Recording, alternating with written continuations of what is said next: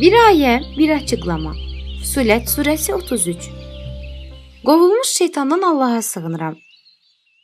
İnsanları Allaha çağıran, yaxşı işlər görən və həqiqətən mən müsəlmanlardanam deyəndən daha gözəl sözlü kimdir?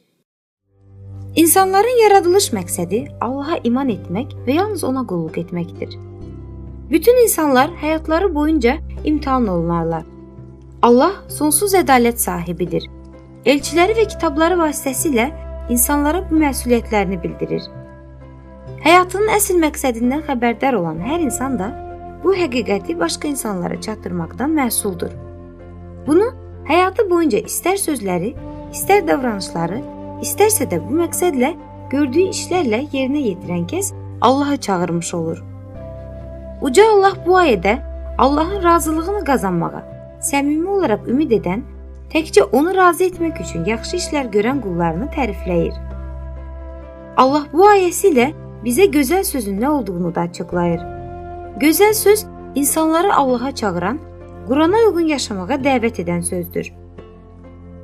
Allahın dinini izah etmək, Quran ilə öyüd nəsihət vermək, yaxşılığı əmr edib pislikdən çəkindirmək, Allahın ayələrini xatırlamaq, bunların hamısı bir çağırışdır və bir insana deyilən ən xeyirli gözəl sözlərdir.